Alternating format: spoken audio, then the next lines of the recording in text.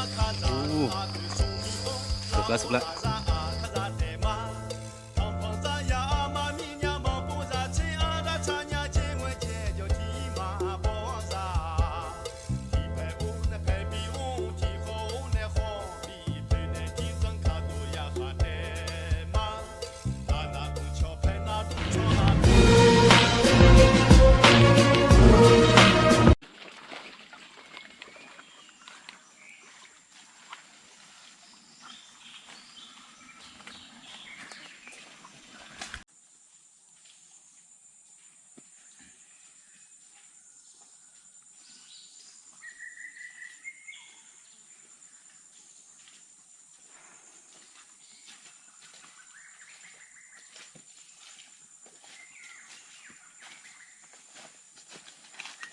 ได้กระลอก2 ตัวทุกคนเลยได้มาจังใดก็จำเป็นหูเชื่อว่าเย่ตอนนี้คือเฮาซีไปเฮ็ดอาหารเนาะซีเฮ็ดอาหารตอนค่ำนี่แหละเพราะว่าอยู่บ้านก็ฮ้อนนะอาหารสั้นดี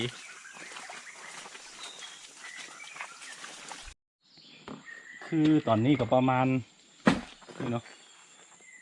ก็เห็นประมาณ6 โมงเนาะคือเฮาซีไปเฮ็ดอาหารกินข้าวอิ่มแล้วก็จึงกลับเนาะนี่เฮาซีไปย่างกระลอกกินคือตอนเมื่อกี้เนาะตอนเราไปโละปลาให้น้ำฝนตกแห้งก็บ่ได้ทายเลย เปียกหมดบรรยากาศแรงๆประมาณ5-6 โมงแบบนี้ได้ยินเสียงนกห้องเนาะกำลังจะขึ้นไปนอนครับ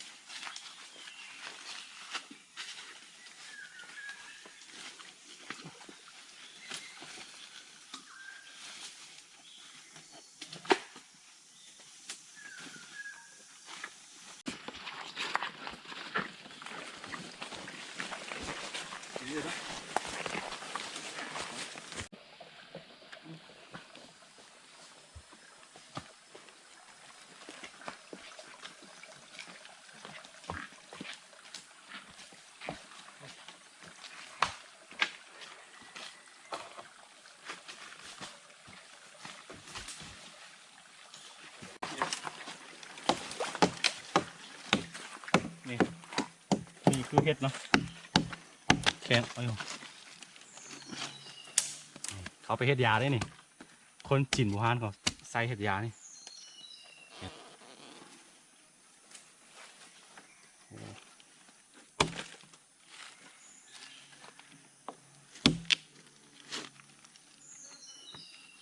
ทุกคนแต่ว่าเฮาซิบเอาไปเนาะเพราะว่าอยู่บ้านคนมีหลายอีหลีตัวนี้เนาะโอเคตัวนี้เฮาซิบฟอยลายตัวนี้เฮาซิไปเฮ็ดอาหารก่อน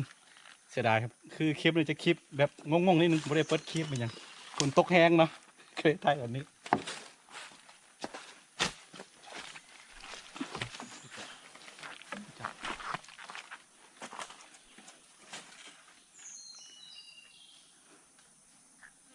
คือ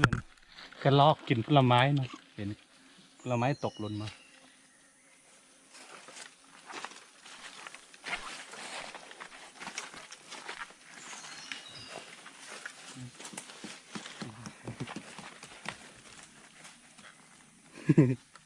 น่าจะมีตัวอีเห็นมันอย่างอยู่ในลูกมัน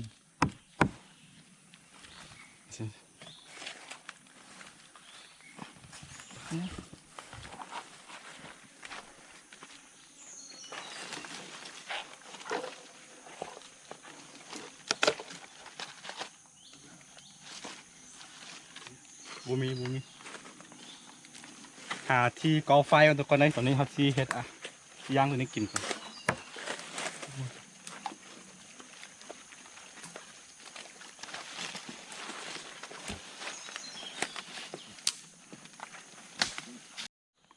นี่ตอนนี้ทีมงานของเรากำลังก่อไฟเนาะ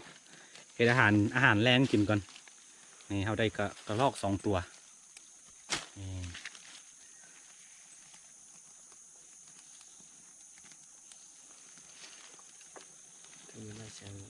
คือวิธีการไปยิงกระลอกของอันนั้นเนาะของเฮาเนาะคือเอาไปเอามันต้นเนาะเอามันต้นไปวางไว้แล้วก็อันนั้นเอามันต้นไปวางไว้แล้วก็ให้เวลามันมากินแล้วก็เอาหน้าไม้ยิงเนาะตัวนี้เนาะง่ายๆพอดีฝนตกเราก็กลับมากันบ่ตกเนี่ยไปคือช่วงแบบประมาณ7 โมงขึ้นเมื่อจะมีหนูหวายหนูฟุกขึ้นมากินอีกโอ้สุดยอดเลย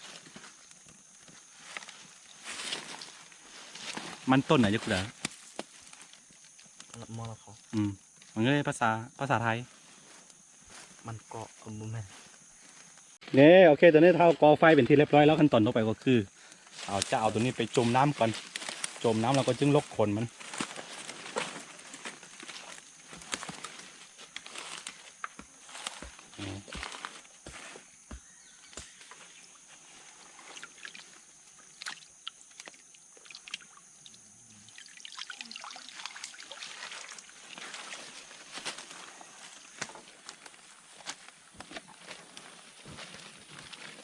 มันคือที่ใบยักษ์นะที่เรามาคือใบยักษ์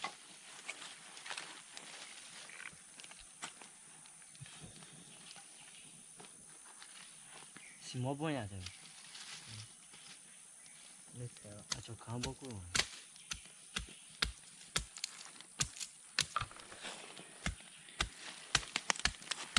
นี่คือตัวนี้ต้องระวังเด้อบอกตลอด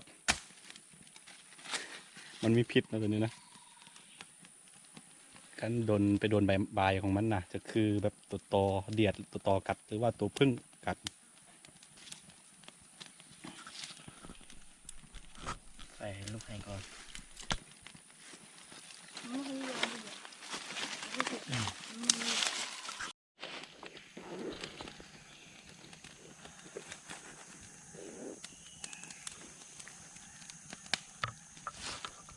เนี่ยตอนนี้ทีมงานในน้องเขากำลังลกขน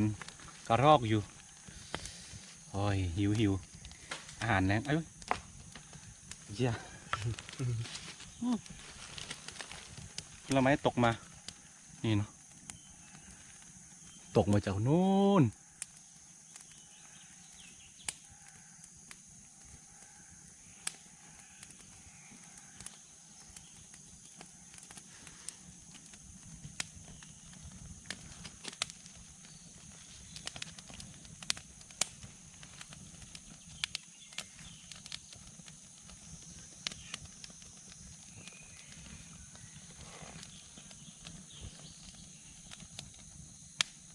คือสำหรับอาหารที่เจ้าไปกินอยู่บ้านเนาะคือหลังจากที่เขากินอิ่มแล้วก็เขาจะไปหาอีกทีหนึ่งว่าสิใต้ปูใต้กบใต้เขียดกลับไปหรือว่าหายิงหนูพุกหนูไวไม่ยังย้ำค่ำคืนเนาะเอา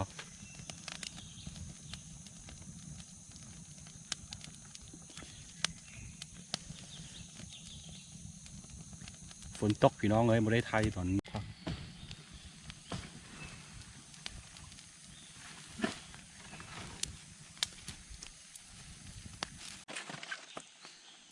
มันใกล้ๆจะมืดแล้วพี่น้องเอ้ยกำลังสีย่างกระลอกกิน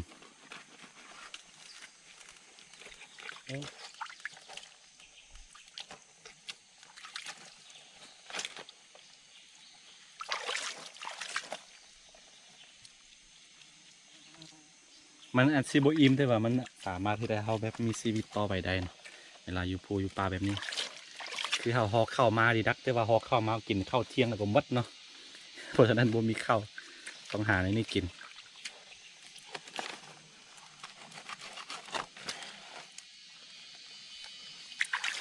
บรรยากาศแรงฟังเสียงจักจานห้องโอ้ออนซอนเลยพี่น้องเลย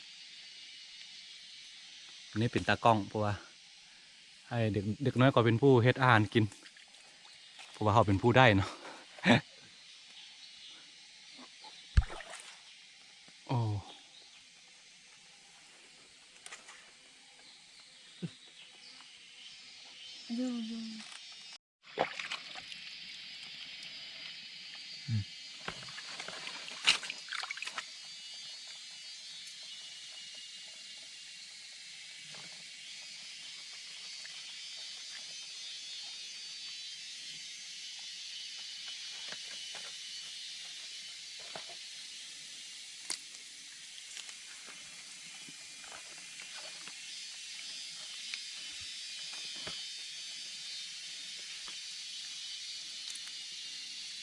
นี่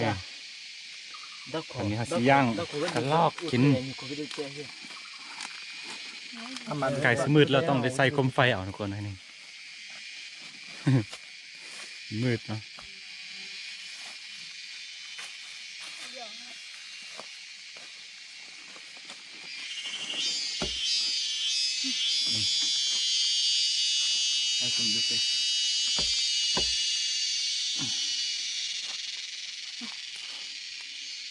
ไปย่างเลยนี่ตอนนี้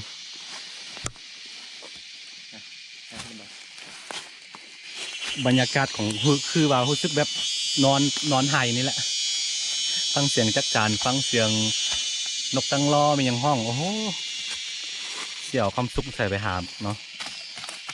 มีความสุขได้เขากับการได้อยู่ธรรมชาติได้อยู่กับสถานที่อุดมสมบูรณ์แบบนี้นะคือข่อยบ่ได้บอกว่าแบบว่าการล่าสัตว์การหากินแบบนี้เป็นสิ่งที่แบบสวยงามมันโมเมนต์มันจะว่าแบบเพื่อเลี้ยงปากเลี้ยงท้องตัวเองเนาะต้องแบบนี้แหละแล้วก็อีกอย่างเขาบ่ได้ไปล่าสัตว์แบบเป็นสัตว์คุ้มครองเป็นอย่างนะคือกระรอกคืออย่างจำพวกนี้เป็นครับเป็นสัตว์ที่หากินได้อยู่แล้วเนาะเราว่าทุกคนเข้าใจกัน แล้วก็อย่าเอาแบบอริยบทกฎหมายทั้งแบบบางคนเราบ่ได้อยู่ในพื้นที่ที่ค่อยอยู่เนาะเพราะฉะนั้นต้องเอาแบบอริยบทกฎหมายทั้งประเทศของเจ้าเนาะมาแบบมาคอมเมนต์แบบมันอยู่มายะเนาะ ต้องเบิ้งว่าที่ค่อยอยู่มันบอนใดอยู่ใส่เนาะหวังว่าทุกคนเข้าใจกันนี่ทุกคนตอนนี้เราต้องรอประมาณชั่วโมงหนึ่งก่อนจะได้กินบุเป็นธรรมดา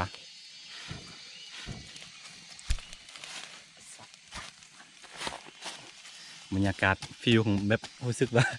มันนอนไห่นี่แหละมันนอนป่านี่แหละที่จริงครับหลังจากที่เราใส่เวลาประมาณ1 ชั่วโมงกว่าๆเนาะตอนนี้รู้สึกว่ามันใกล้จะสุกแล้วเอากล่องมาหมอให้เบิ่งนี่เนาะเนี่ยมันห้อนพดนะอู้สุกแล้วโอ้นี่คืออาหารสดจากธรรมชาติอู้นี่ทุกคนคือถ้าออกมานำกัน4 คนเนาะจะมี3 คนในแล้วก็มีตากล้องน้อยๆผู้หนึ่งอีกเพราะฉะนั้นเพื่อบ่ให้ว่าผู้ใดกินน้อยกินเรือเนาะเขาซีทำกันพาตัดพากลางนะ ฮอนที่ทำกันพากึ่งกลางเนาะกินผู้ละครึ่ง4 คนแปลว่าตัวหนึ่งต่อ2 คนเนาะโอเคตัวนี้เราสีห้างพักเข้ากันสีห้างพักเข้าสีเอาไปตองปูนั่นแหละง่ายๆนี่เอาไปตองมาปูนี่ทำมาปูกินนี่เลยคือว่าเอาเป็นไอ้ใหญ่เนาะเขาต้องซิมก่อน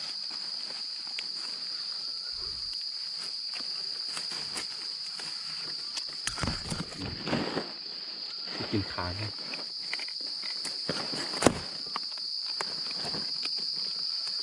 สู้ๆแหละคน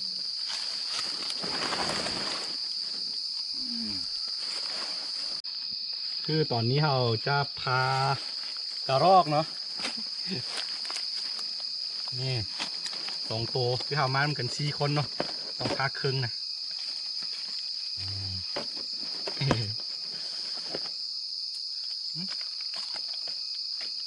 พาครึ่งแบบนี้นี่คือยุติธรรมที่สุด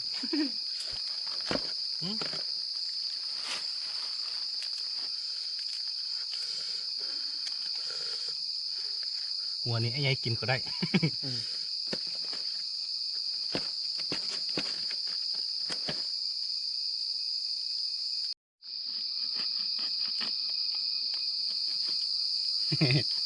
นี่คือยุติธรรมที่สุด เอา4 คนมานี่จับกินได้เลยนี่เอารถผู้ใดที่กินตัวใดกินรถเนอะ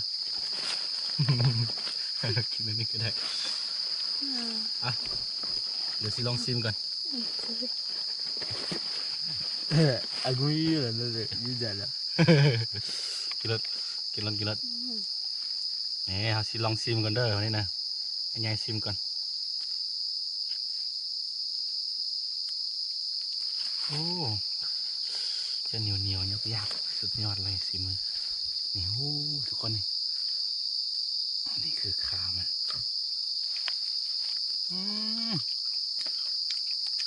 ใช่ไหมบุ้มีเข้า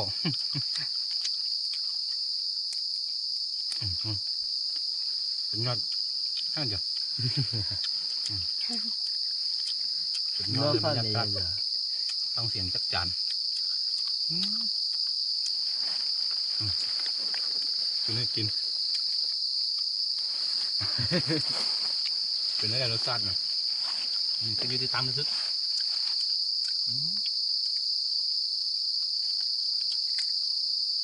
ตอนนี้ประมาณ8 โมงทุกคน7 โมง13 นาทีเนาะ19 โมง 13 นาที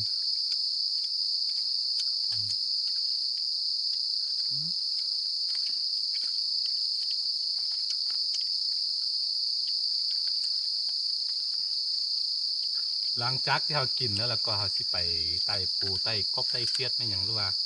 หายิงโนฟุกโนไหวมันยังกลับบ้าน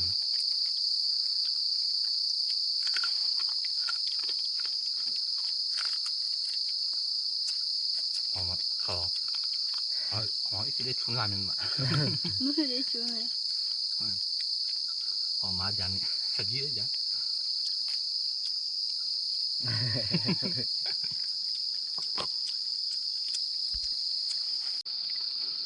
นี่คือห่างคนโอ้มาม้อยอ่ะซะต้องได้ใส่คมไฟเอาเนาะ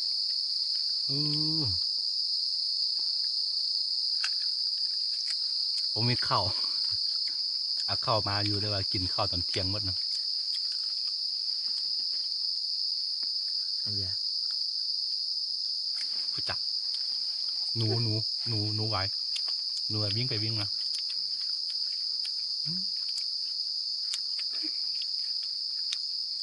สุดยอดบรรยากาศ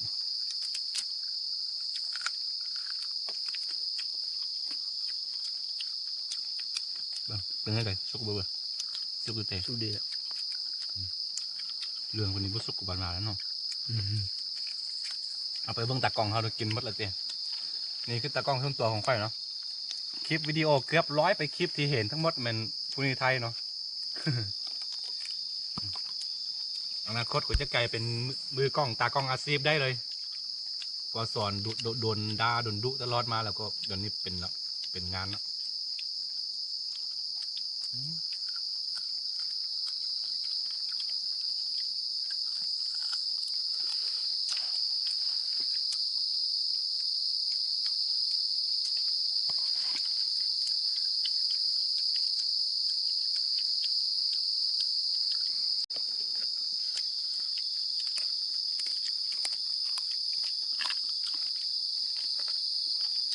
ขอโทษเด้อจะมีเสียงแบบเขี้ยวแพงเนาะ ขาดว่าหนังมันกรอบสุดยอด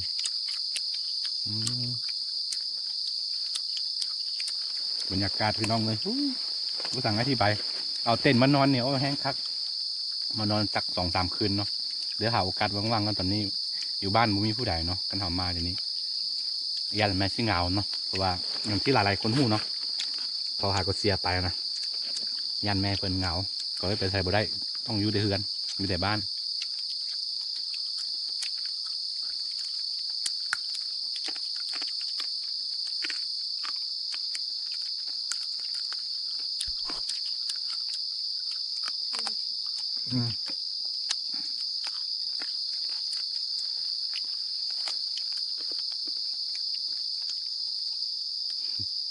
เวลาเคี่ยวกระดูกมันจะแห้งเป็นได้ไงไอ้ไงฮะน่ะรสชาติเป็นได้ไง แซ่บมันแซ่บหวานโคตรเลย กระลอกบ้านพอมึงเด้หวาน มันแบบหวานแซ่บๆมันนะมันก็เป็นรสชาติหวานแบบน้ำตาลเนาะมันไม่กลิ่นหอม ออกจะออกแบบน้ำมันมีไขมันด้วยหนูสุดยอดเลย สุดยอดเลยรสชาติ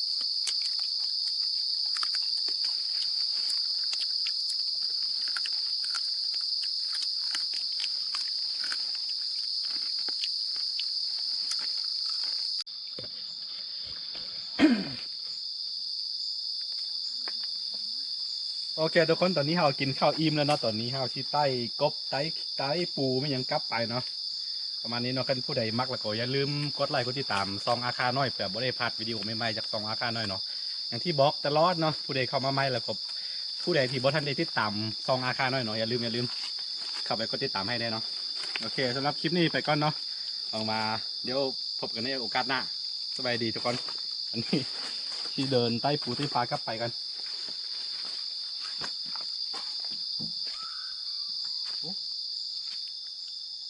อันหนุ่มไง นกโฮลิงฮะตัวนั้นเนาะตัวบังว่ามันตัวบังตัวนกเข้าตัวใหญ่ๆนะ ยัง